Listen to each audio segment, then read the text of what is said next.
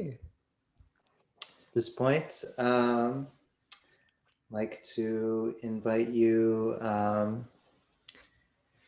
to settle in, and this being the Uposatha and the Buddha having allowed the giving of a Dhamma talk, the giving of reflections as people devote some extra time and energy to practice. On this evening, I'd like to give a bit of a reflection on Dhamma. Namo tassa bhagavato arahato samma sambuddhassa. Namo tassa bhagavato arahato samma sambuddhassa. Namo tassa bhagavato arahato samma sambuddhassa. Buddhang dhammang sanghang namasan.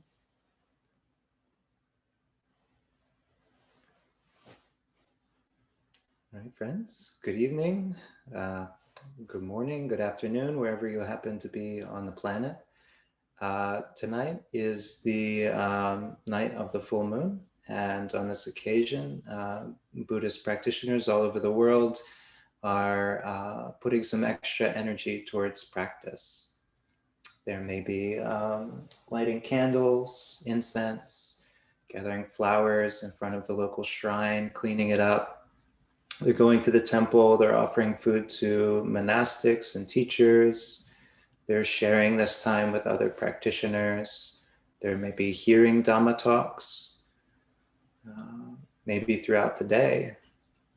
And all of these things are not technically, the path to liberation. All of these beautiful, wonderful things, which are signs of faith and participation in the Buddhist teaching and in the Sangha, the Buddhist community, all of these things fall under a category of what we would call Upaya, or skillful means. And so I haven't been reflecting on this too long, but actually it was an idea that arose because I now put this to you. Suppose you are being asked to give a reflection on Dhamma, and you wake up in the morning and your mind is completely blank. And in the afternoon, mind completely blank. And then it's coming up to just 15 minutes before the meditation, before the talk. Mind is still blank. What are you going to do? So sometimes, our faculties don't follow a schedule. They don't just spit out Dhamma reflections on command. But it's not that we're just victims of our karma, victims of our circumstance. We can try to put energy towards making something happen, being successful in whatever we're applying ourselves to. And so maybe we would quickly read some Dhamma quotes. Maybe we'd listen to 15 minutes of a Dhamma talk. Maybe we would go and chat with a friend and say, hey, what are you thinking about these days? What are you reflecting on? What's really relevant in your practice? Or maybe we would just suggest, maybe somebody could suggest a topic, and I'll just use that as the kind of kernel to get going. All of these, the thing is, there's no wrong answer. All of these are skillful means by which we might be able to improve our chances of success. So this is Upaya in the sense of we have a difficult situation and we're trying to overcome the challenge. Other forms of Upaya deal with trying to be more successful, more happy. So if we wanted to practice the Uposatha observance, we might simply go to a certain room in our house. So we might just sit down in a comfy chair and we might say, okay, I'm going to keep the 8 precepts. That's it. We just won't read a book, won't do anything, but just sit there and be mindful. And if that's what we set our mind to do, then there's nothing to say that that's a wrong course of action. We're just committing ourselves to nothing but mindfulness. Yeah, the Buddha, nowhere did he say that's what all we have to do. And many times this is the simplest possible scenario, teaching scenario we can be presented. Sit and be mindful, just be mindful. But the Buddhist teaching over 45 years is so much more vast. The Buddhist religion, so much more vast. The Sangha, so much more diverse. And so there's really no wrong answer. If we wanted to be really successful in this endeavor of having wholesome mind states throughout the evening while we keep the Uposatha, there's all sorts of things we could do. A simple one is maybe have a cup of tea or coffee or hot cocoa, something with a little stimulating effect. So we'll be more wakeful. We won't fall asleep before our evening is even half done. We might light candles or incense, and so that kind of musty smell in the room is dispelled by floral, kind of overtones, or just improve the lighting, the decor. All of these things can evoke certain feelings in us, which bring out that sense of faith and interest. I was thinking today, every time a monk is offered something, we tend to chant. We chant what's called an anumodana. And the word anumodana literally means delighting in generosity. And this is what we do. We say anumodana, and then we do a chant, which is usually a blessing chant. May you be well, may you be happy, may the devas protect you, may all good things come to you. And we do it in the Pali language, and it's just a sort of ritual. This is what monks do, and people can just get used to it. They don't have to understand Pali. We don't have to actually make the devas protect them or make all of the bad things be dispelled. We might not even have that power, but we can wish that, and they can hear it. And it's really amazing. Or you go out onto the street somewhere and you just start chanting. Most of the people walking by on the street are just probably going to try to get around you. They're like, why is this guy just stopped and started, spouting some ancient language? They'll try to ignore you. But when you do this in the context of a communal setting, when something good is happening, it's very interesting. People stop and they listen. And I was thinking today, it's like, well, what's the bare minimum of what they might get out of it? As somebody who's grown up in a Buddhist culture, they might not have any idea what that chant means, but they know that when they hear it, monks are chanting it. They know when they're hearing it, they're in the temple. And that brings up positive associations. Many of these people, the first time they went to temple was when they were in their mother's belly. They've been going to temple since before they were born. So you imagine how many years and years of positive connotations might be around those simple chants. As Westerners, we don't necessarily have that advantage of all these wholesome associations. And so we might set to the chanting with this mind of, this is the thing we're supposed to be doing. This is what all the teachers tell us to do. And this is a skillful means. These chants, they're often reflections on Dhamma. But they're also, it's starting us in a certain direction. Yeah, it's starting us in a direction of overcoming suffering. And it may be weeks or months or years or decades before these chants can have instant effect on the mind, before there's so much goodness behind them that just hearing them puts us in a good frame of mind. But nevertheless, how will that state come about if we don't start attending to these things and listening to them? So a skillful means, wherever it arises, is not always an immediate solution to the problem, but it is, at its basic level, a recognition of the problem. Some people who are familiar with the Mahayana tradition of Buddhism have probably heard of this word upaya or ubaya in a very specific context. You might know there's this this idea in the Mahayana that's put forth in the Lotus Sutra that what the Buddha taught in the early suttas in the Pali Canon was a skillful means. And in the Lotus Sutra, they use this simile of a man whose many children are in a house, and he knows the house is on fire, it's going to burn down, but the children are playing with their toys, and they no matter what he does, he can't seem to get them to leave the house because they don't recognize the danger. And so the man tries to think up a ploy, and he says, oh, I've got even better toys for you waiting outside. And in the simile, this is not totally accurate because there are no toys waiting outside. And yet the man has set a determination that as soon as the children get outside and get to safety, he's going to set about providing them with really wonderful toys and carriages and horses and oxes to pull those carriages and all of these things. But first he's got to get them out of the building. And so this ploy works.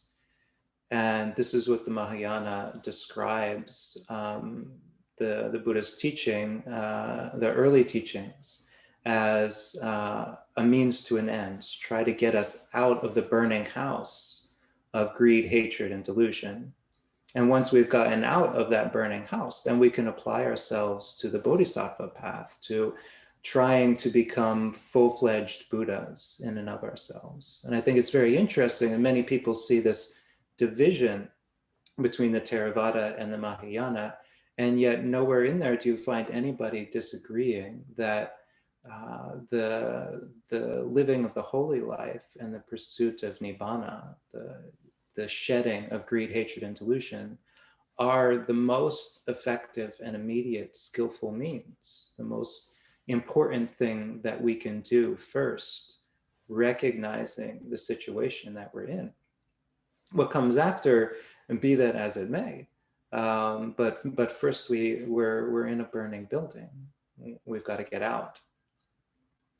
And so this is why the upaya, or the skillful means that we apply, might be different in any given situation. One person might be falling asleep in meditation, and they decide to sit on the edge of a cliff. So the sense of danger makes them really awake. But for most people, that might be, it might be too scary or too dangerous. So instead, they might try standing meditation, or they might have a cup of espresso before they sit in meditation, or they might go for a jog and then sit down. All of these things to try to stay awake. And there can sometimes be a context or a subtext in the Theravada Buddhist worlds that when we sit down in meditation, we're trying to overcome all of these things. We're trying to master our mind, and we'll just deal with whatever circumstances we're given. But it's very interesting, when the Buddha was looking after his chief disciple, Mahamoggallana, and trying to help him get to enlightenment. At one point, Mahamoggallana was falling asleep in meditation. And so the Buddha came to him and gave him a simple teaching on all of the ways he might wake himself back up. He said, you can pull in the lobes of your ears, or you can think about bright lights, or you can get up and walk around for a minute and then sit back down. You can splash cold water on your face. This was a fully enlightened Buddha saying this. I mean, he knew that ultimately you've got to overcome sloth and torpor, but you don't. It's all right to try to use expedient means. It's okay to try to think up a solution to the problem. Upaya is really about giving yourself the best chance of success. And so this is what we can ask ourselves. Number one, what conditions give us the best chance of success? And two, what is the success that we're really seeking in any given situation? So as for the first one, there's no shortage. There's actually an infinite number of things that might be skillful in any given situation, and it's really up to us to assess. And a simple way that the Buddha suggests for assessing whether a skillful means is good or not is one of the common ways he approached the idea of ascetic practices. So the Buddha had mastered all of the ascetic practices and ultimately found that many of them were just too much suffering to help one along on the path. But he didn't categorically deny that ascetic practices could be fruitful. Instead, he would give a standard, and he would say, if when you practice something, wholesome mind states increase and unwholesome mind states decrease, then you should practice that. That is a skillful means. But if when you you apply yourself to something, unwholesome states increase and wholesome states decrease, then that's not an effective skillful means. And you should consider if you're doing it correctly or if it is to be abandoned. And so we can look at our practice, we can look at our lifestyle, and just ask ourselves this simple question: this thing that I'm doing, why am I doing it? Am I doing it because I was told to do it? Am I doing it because, I read it in a book? Or am I doing it because it's just the way that people around me do things? Or is it something I've seen for myself that it works? And it's something I've devised for myself. Or even we haven't seen it work yet, but we have confidence. We sense with our wisdom and with our faith that there's something to it, and we're willing to ride it out, to keep trying. Many of these things that are traditional, that are applied to meditation practice, we might already know. Like just the idea of sitting up a bit longer on the Uposatha. This is a skillful means that's been used since the time of the Buddha. Actually, since before the time of the Buddha, it was the skillful means that the Buddha used the night he got enlightened. He stayed up all night, reflecting on the Dhamma and practicing the jhanas. So yeah, it's been tested. It can work. But then there are other ones. So we often, when we're sitting together, we're sitting for 45 minutes or we're sitting for an hour. And most people will agree that's like a really long time.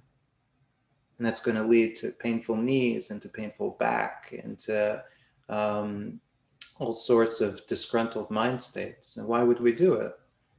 Well, many people have been taught or have been instructed that this is really one of the best ways to work through the hindrances, is to kind of create a situation where we know they're going to arise, where things are not going to be like perfect and peaceful and easy, but where we're going to be challenged. And when we're challenged by unpleasant mind states, that's when we can really see the way through them, the way to break through the hindrances and get to a real peace of mind. And so maybe we find that that's something we want to pursue, this idea of setting a determination. And then all sorts of skillful means are really just, they're a matter of taste. So some people don't like the smell of incense, or it makes them cough, they've got an allergic reaction to it. Well, then there wouldn't be a skillful means to light it, even if it's, been a standard thing in Buddhist temples, forever. Just leave it out. But there are many things which we could possibly add on that are not in any way harmful. So we might, I see Ryan as a tanka behind him, as a picture of the Buddha, is prayer flags. We've got a Buddha image here and Dhamma books. Even the situation where somebody's meditating with their cat nearby. Cats are pretty good at sitting still and being relaxed. They can be a good reminder to us of what we're kind of aiming for, relaxation and stability. But all sorts of other things, like the fact that we're practicing together. This is a support for the mind. And you don't have to do it. But say you're trying to set the best conditions for success. All of these can add a little bit. Being in a practice with others can maybe keep you on track just a little bit longer. When you open your eyes and you see wholesome things all around you, it might make the mind a little brighter. There's no wrong answer. And I say this as somebody who has spent pretty much the last decade of my life immersed in Buddhism. It's all good.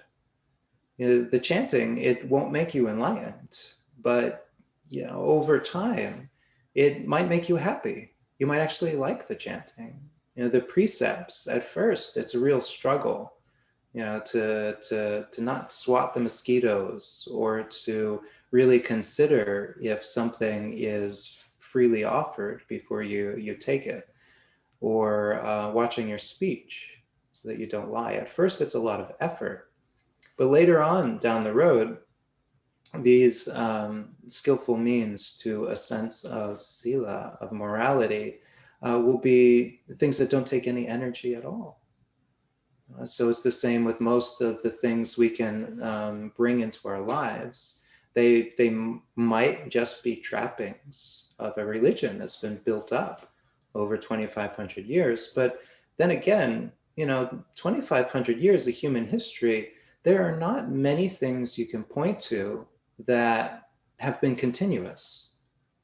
And in fact, I think the order of the monastic Buddhist order is one of the oldest surviving institutions on the planet.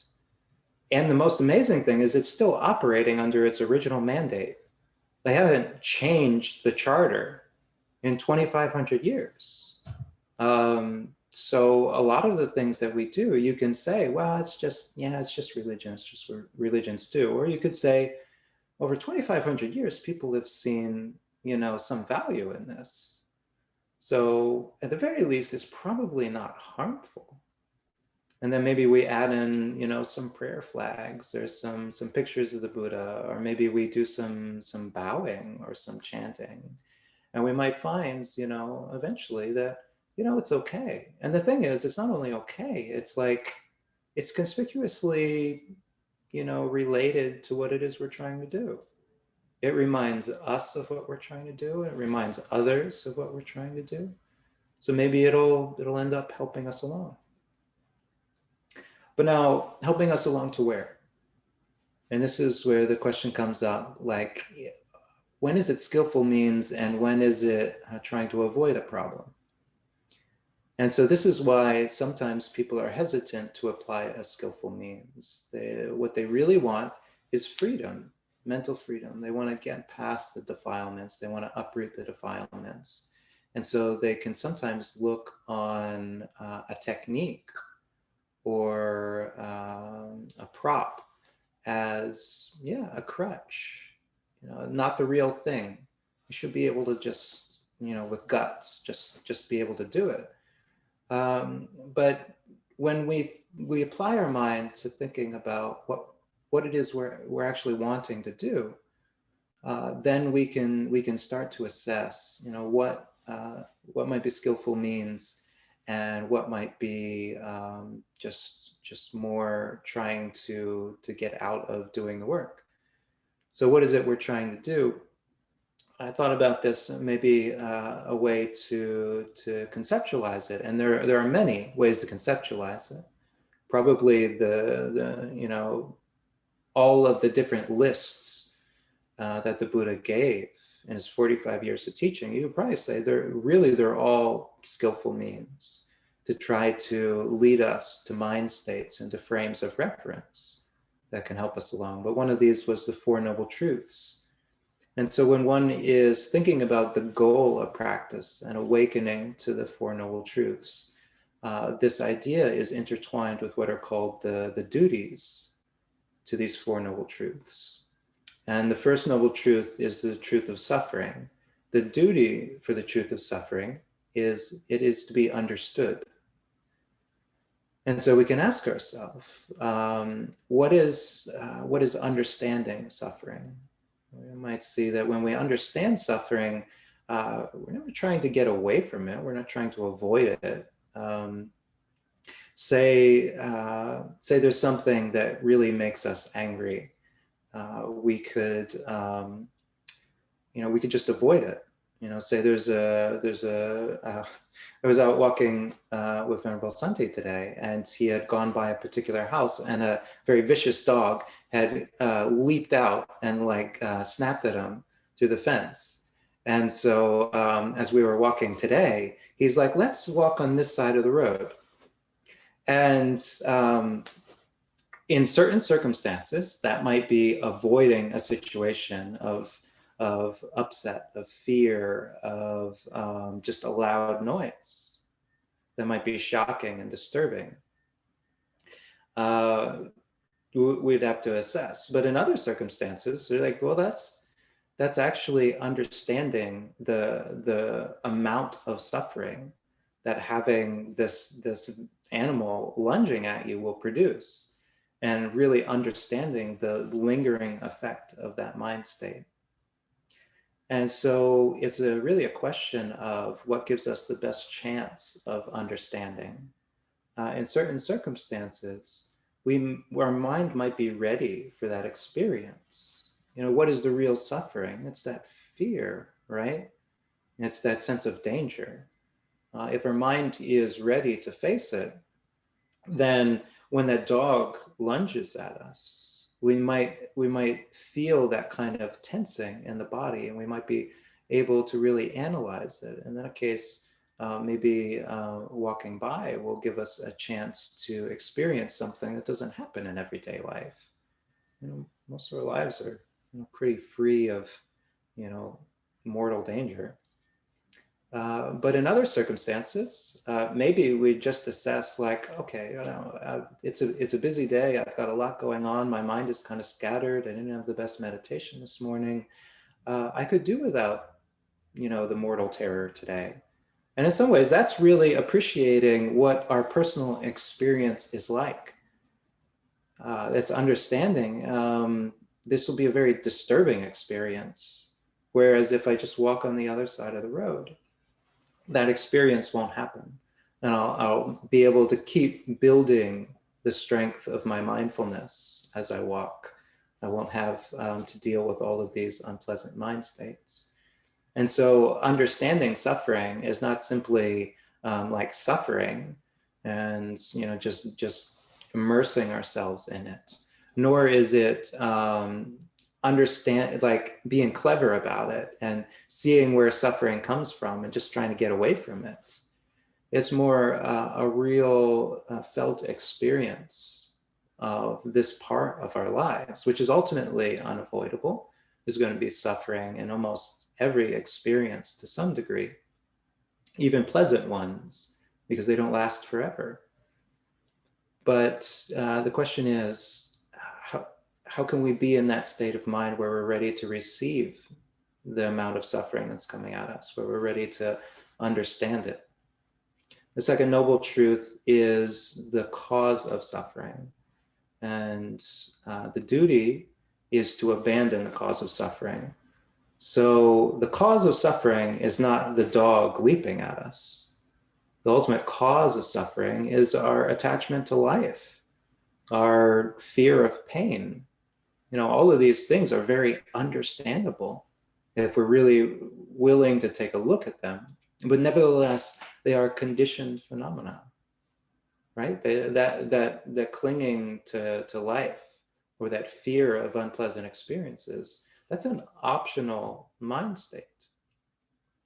There are all sorts of circumstances in the world at large, not even just in the Buddhist world, but in everyday life, where people are willing to die for something, be it country, or be it loved ones, or be it the good of humanity, or be it just that they feel complete and they're not afraid of transitioning.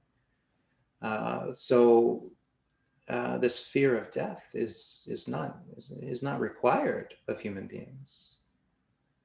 And when the dog might lunge at us, that's when we get to see is if the clinging to life is there, the fear will be there. But if the clinging to life is not there, then there'll be no cause for the arising of fear. And this is really looking at this. That's taking a really profound example. We might be able to see instances where we can abandon clinging to life or fear of death, even to a small degree. Like we get a cold, and at first we're thinking, oh, this might be it. This might be COVID, and then we're like, well, if I'm going to die, I'm going to die. And maybe we really have the mental stability to just be able to face that. It's like, wow, okay. If that's the case, there's a lot that I really don't have any control over here. So why generate fear about it? But most of the time, probably we're going to be working with smaller things. Like we find ourselves really desiring something in a store window. And then we're stopping and we're saying, well, if I allow myself to dwell on this right now, I'm going to go through the rest of the day thinking about this thing and wanting it and trying to convince myself to get it, or trying to convince other people to get it for me, trying to convince other people to let me spend all my money to get it, knowing that they're going to have to lend me money later to pay for basic necessities of life. Or I can just look in the window and see this is just another thing. And maybe take that moment and abandon that. And there's all sorts of skillful ways we could do that, right? The Buddha doesn't give just one formula for this. In fact, the Buddha suggests skillful means all over the place, but he doesn't say this is how you do this. Many people complain, it's like, where are the meditation instructions in the Pali Canon? And yeah, we have the Anapanasati Sutta, and then well, it's because it's going to be different for everyone. And one of the best skillful means is having somebody to kind of teach us. That's why the Sangha is a living entity. You can go to people who are doing these things, and they can give you suggestions, and they can demonstrate what it's like. Okay, so you're looking in the shop window, you're looking at that thing, and you're just thinking about how wonderful it is, the new iPhone 17 or whatever they're up to right now. And you're saying, oh, it's the 17, it's so much better than the 16, and it's got an 87 megapixel camera. I'm using deliberately ridiculous numbers. And yeah, if you're focusing on that, of course you're going to feel greed. But maybe look at the price tag and think about how many presents you could get for friends and family with that same amount of money. Think about how many meals you could pay for and then not have to worry about starvation. You can think about what it would mean to a charity organization if you were to give them that amount of money, and how you might feel about it afterwards. You can reflect on the fact that the phone's going to break someday, and actually that. Yeah, most of those phones are engineered to break after a certain amount of time because they don't want them lasting forever. They really need people to keep buying new ones. Just that kind of makes you go, oh yeah, I don't want to be part of that. And it sets you free. You've abandoned a cause of suffering. Yeah. The third noble truth is the end of suffering, the cessation of suffering, the non-arising of suffering. These are all encompassed by the word nirodha. And the duty to nirodha, or the duty to the cessation of suffering, is it is to be realized. So in that moment where we have talked ourselves out of building up the iPhone 21 as the perfect solution to all of our problems, there's something that's very easy to miss as we're walking away. And it's the peace. Had we signed on and got the payment plan and bought the thing, we would be trying to think up justification the whole way home, and we'd be worrying about our bank account, and we'd be trying to think up all the good things we can do with it to justify having that thing. But when we don't get it and we're walking home, we've still got all that money in our pocket, and no debt. And we've still got the iPhone, whatever we've got, which is perfectly okay. And we're realizing, yeah, we're perfectly okay. Now there's something there. There's a peace. There's the absence of suffering, all that suffering that we could have had. And unless we turn our minds towards it, we will never see it. And so this is something I've been talking a lot about over the last 2 or 3 months, actually, to some of you here tonight, is just how to turn our minds towards the third noble truth, how to start thinking about the suffering that is not here right now.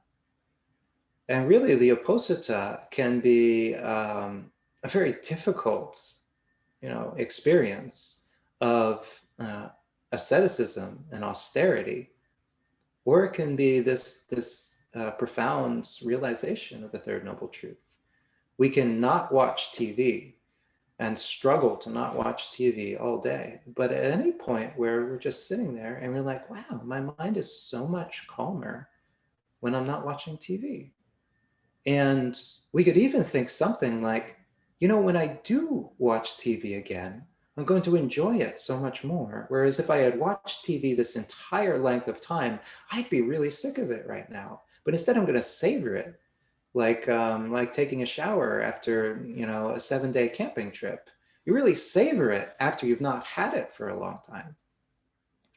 And that is turning your mind towards the cessation of suffering, the non-presence of suffering, is sort of recognizing all of the joy and potential for joy that's here in this very moment.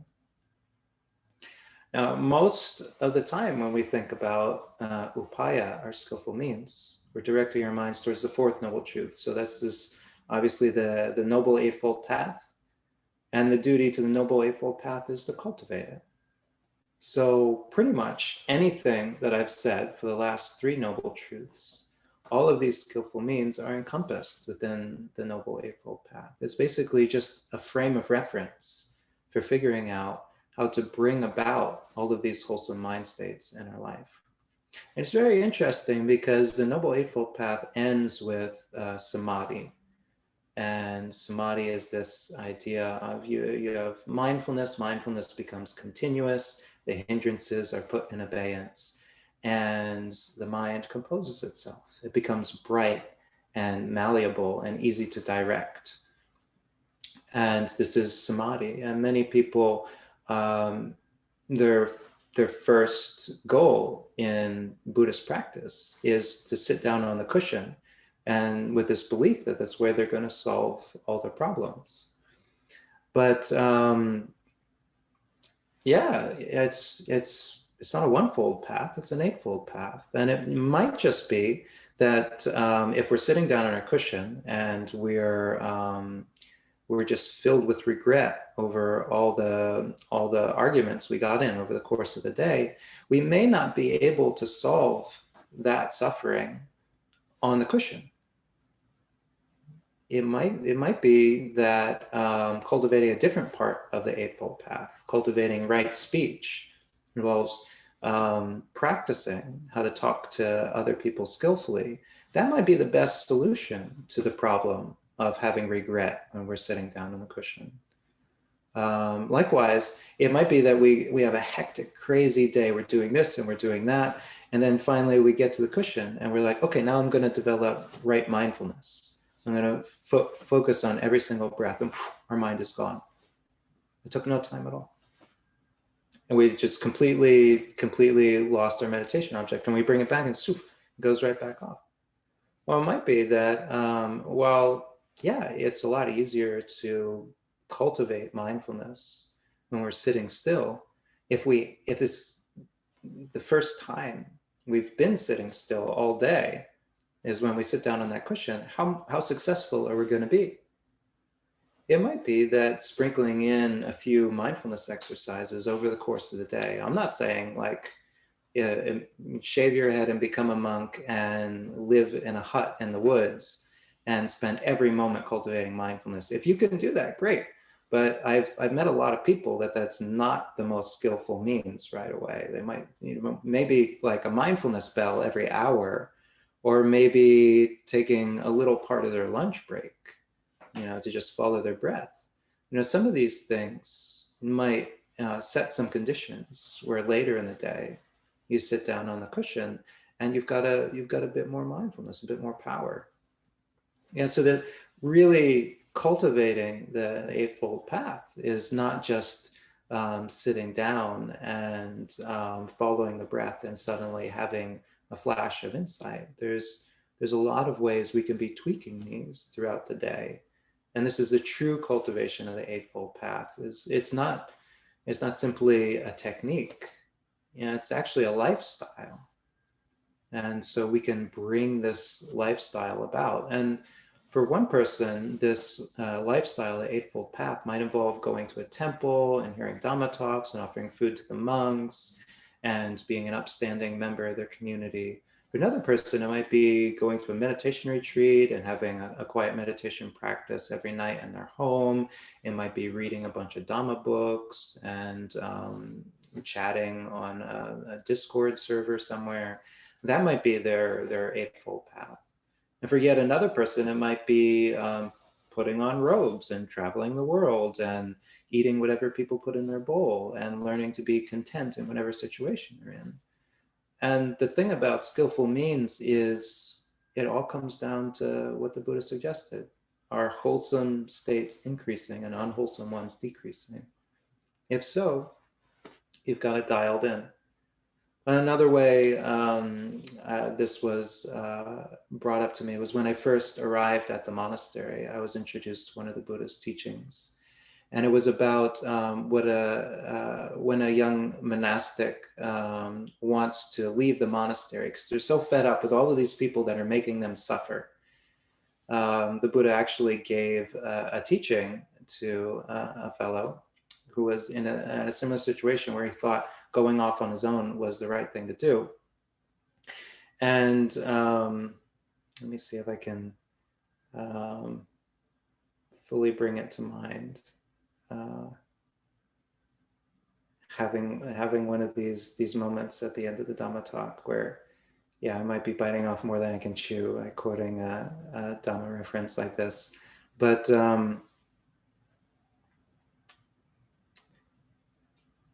so it involved the four requisites, which is food, clothing, shelter, and medicine. And it involved the development of the Eightfold Path. And so the Buddha gave this fourfold equation. He said, so you're thinking about leaving the place you're at. But first you should assess where you're at. Is it easy or is it difficult to get the four requisites? And is your practice developing or is it not developing? If it's easy to get the four requisites, but your practice is not developing, then you should consider leaving. But if it's easy to get the four requisites and it's easy and your practice is developing, you should absolutely stay. Now, if it's not easy to get the four requisites, but your practice is developing, you should consider staying. Yeah, you might be able to find a way to make it work. But if it turns out you're not getting the four requisites and your practice is not developing, then you should leave that very night. You should pack up your stuff and you should go. And so it was a simple formula and presented with something like that. Like, okay, here you are. Here's a skillful means. Look at your situation. Is it easy to get the four requisites where you're at? Yeah. You're uncomfortable, but is your practice developing? Yeah. Well, stay. The Buddha said, stay. And it's the same. We can apply some of the same logic to the things that we consider to be skillful means in our practice. Are they working? Are wholesome states increasing? Then we should keep them up. if our practice is developing, this is not really the time to be cutting things out and shifting things and messing with things to try to get things better. Even if things are slightly unpleasant, if it's a good kind of unpleasant where we're really developing, then it might be just the thing for us. And actually, there's plenty of times in monastic life where you're somewhere and it's unpleasant. You're really being pushed, and yet you see that you're developing. You say, okay, well, I'm going to stick with it as long as I can until I can't take it anymore. And then it's a skillful means to just be like, okay, I can't take it anymore. I'll come back to this. I'm gonna go take a breather, and then I'll be back. This is a good scenario. And the same, we can look at our whatever it is we're doing, and then if there are things that we just sense that they're not really essential. Either they're not essential to just our livelihood, like maybe there's something that are against the precepts, so then it's skillful means to let them go. Or if they're not particularly skillful towards what we're trying to develop. Maybe we're going up, maybe we know that we're going to have the all-night sit, and we immediately drink a giant, cup of espresso. And we're like, this is a skillful means. This is going to keep me up. It's going to keep me awake until midnight. But then our mind is just spinning circles for an hour. It might be the obvious sort of thing to do, but at the same time, we can really just assess, is it a skillful means, or is it just trying to avoid the experience of drowsiness? And that's the matter of skillful means. That's the matter of trying to give ourselves the best chance of success. And so as I started this out, I didn't have much of a plan. I had 15 minutes of wondering to myself, what am I going to talk about? And then I'm like, I need a skillful means. And then maybe I'll talk about skillful means. And so I hope if anything in this is useful, feel free to take it and make use of it. And if anything is not useful, I encourage you just to leave it aside. Sadhu. Sadhu, sadhu, sadhu. Sadhu, sadhu, sadhu. All right, friends. Thank you so much, Bhante. That was a great talk, Bhante. Thank you.